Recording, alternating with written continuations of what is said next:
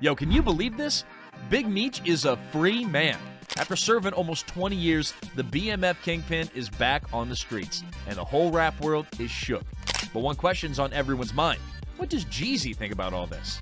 Now, we know Jeezy and Big Meech haven't always seen eye to eye. Bro, that will f you up. Yeah, all right, y'all playing with that like he a rapper. There's been beef, there's been tension, so is Jeezy throwing a welcome home party, or is he low-key nervous about Meech's return? Well, let's get into it. Apparently, Jeezy's been keeping it pretty quiet since Meech stepped out of prison. He's been keeping a pretty low profile.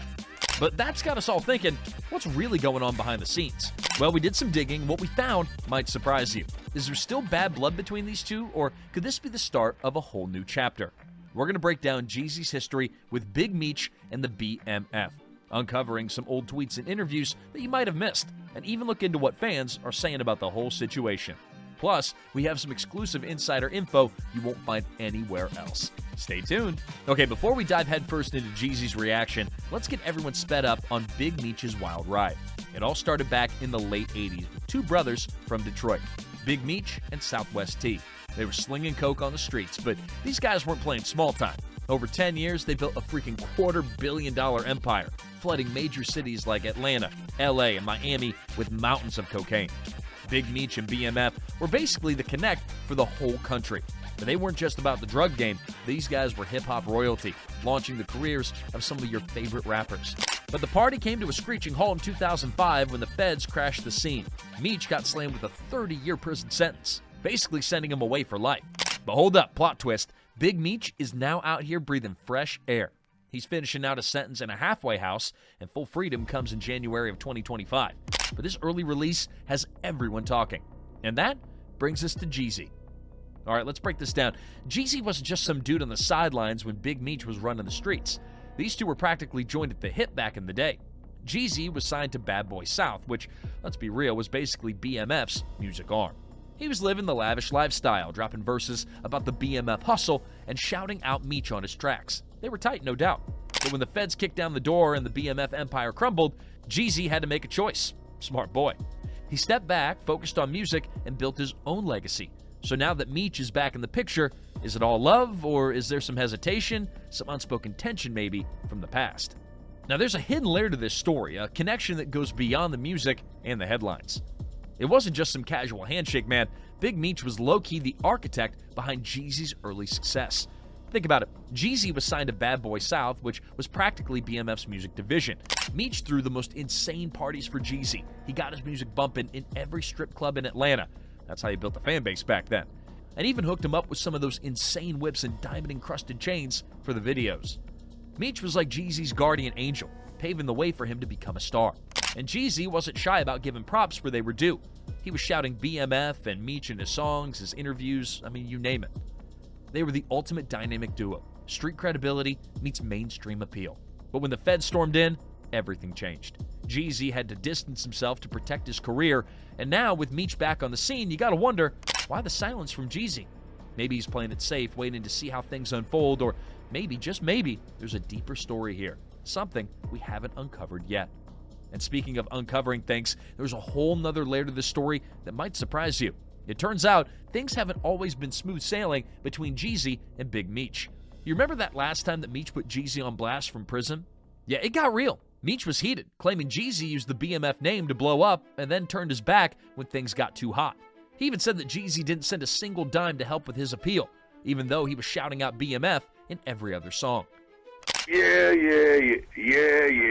But what about this appealist lawyer? Yeah, he ain't doing what he's supposed to do, man, period. At the end of the day, you know, if you can get Meech on the phone right now, it'll be a different tune that he's singing. So what you're saying is that Jeezy has not put up the money for the appeal for Big Meech? Exactly. I mean, he won't do nothing, period. You know, at the end of the day, man, like I just talked to the big homie recently, and he's like, man, it's crazy that, you know, the part of the fam, the rapper that was connected with the fam that ended up having, you know, much success, you know, that you know, he doing his thing and he's really in a position to make a difference in Meech's life right now. He ain't really stepping up to the plate right now, and it's crazy. I got to come home, rebuild this BMF brand from ground zero and do it all on my own, you know? When we got somebody that's still running around saying that, you know, he loved man and, you know, he got him 100% and all that, it's easy for him to just step up and say, you know what, let me cut this check, man, and make sure dude all right. Meech basically said that Jeezy was all about protecting his own image and career, leaving his so-called brothers to rot in jail. Now, to add fuel to the fire, Blue Da Vinci, another BMF member, backed up Meech's claims in an interview. He straight up called Jeezy out, saying, and I quote, "When Jeezy came to us, he had no buzz." That he was wearing when he dropped. He wasn't talking that he was talking when he dropped. You know what I'm saying? It wasn't until he got exposed to this BMF lifestyle as when it's what enabled him to have the content that he released with for the country to fall in love with. You know what I'm saying? And if people, you could go back and look in history and look at the music that he had before he met Blue Da Vinci and look at even the videos and the music that he had before Blue and then what he had after Blue. You could see the transition, nigga. You could see it from one video to the next. Like, oh shit, he was doing this, then he popped up with. Damn. Blue basically just confirmed that Jeezy was a nobody before BMF took him under their wing. He slammed Jeezy for abandoning Meech and the rest of the crew.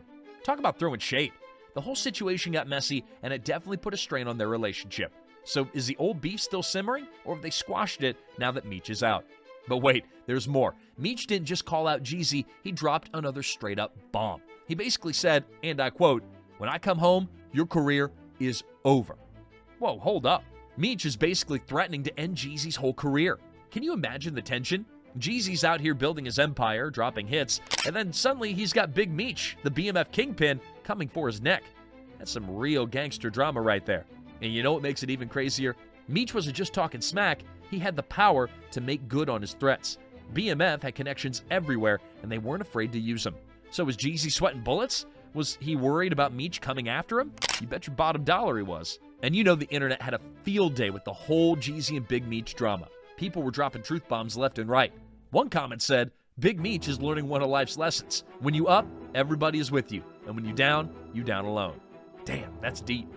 Another one hit Jeezy with his own lyrics. "If you get jammed up, don't mention my name." Ouch. But my favorite comment had to be this one. So they mad at Jeezy because he's not broadcasting BMF after they got locked up? Gangsters move in silence. It's exactly why they got busted in the first place. Being loud. Mic drop. This commenter is basically saying that Jeezy's the smart one for keeping his mouth shut. And then there's this gem, quoting Jeezy again saying, quote, "It ain't about who damn bred the longest. It's about who can stay out on the streets the longest." That's facts. Looks like Jeezy's been dropping wisdom bombs all along. Now remember in the intro when we talked about Jeezy keeping it low-key since Meech's release? Well, don't think for a second that he'd forgotten about the good old days. This is the throwback interview where Jeezy spills the tea about this insane trip to Cancun with Meech. We're talking a private jet overflowing with 300 people. Rappers, strippers, the whole damn entourage. Meech shut down an entire hotel and they partied like there was no tomorrow. Jeezy was practically drooling over the memory of endless crystal and non-stop debauchery. It sounded like a scene straight out of a hip-hop fantasy. And walk to the club every night. But we went to the same fucking club every night. This shit called The City. And we all get together, 300 deep, all black t-shirts, and we walk to the club. And we had a fucking ball every night, you know what I'm saying? And it was crazy, but he took 300 people, literally. And man, when I say that was the best time I ever had in my life, man, I mean, it was fucking crystal. As far as you can see, you open up the refrigerator, you would damn near be blind, man. And it was just like, it was just whatever, man. That's the type of person he was, dog. Like. But here's where it gets interesting. Even while reminiscing about the wild times, Jeezy was low-key dropping hints about the dangers of that lifestyle. He saw the dark side, the risk, the consequences. He witnessed Meech's downfall firsthand. So yeah, he cherishes those moments, but he ain't stupid. He's playing the long game now, protecting his empire, keeping his nose clean. Jeezy's not about to get caught in the crossfire of Meech's past. He's too smart, he's too calculated. He's built his own legacy, and he ain't about to let it crumble. It's a cutthroat world out there, and Jeezy's learned that loyalty can be a double-edged sword. He's choosing self-preservation, and honestly, can you blame him? So what's next for Jeezy and Big Meech? Well, that's the million-dollar question. Are they going to reconnect and reminisce on the good old days and maybe even collaborate on some new music? Or are they going to keep their distance, focused on their own paths, and leaving the past where it belongs? Honestly, it's a tough call. Meech is navigating this new world of freedom, trying to rebuild his life and his reputation. Jeezy's still at the top of his game, a respected businessman and family man with a lot to lose. But now I gotta hear from you. Do you think Jeezy and Big Meech will ever be boys again? Or is their history too complicated to overcome? Drop your thoughts in the comments below. And while you're at it, don't forget to hit that subscribe button and the notification bell so you don't miss out on more juicy stories and insightful commentary. We're diving deep into the lives of your favorite celebrities, uncovering the truth behind the headlines and keeping it real, just like always. Stay tuned. We'll see you next time.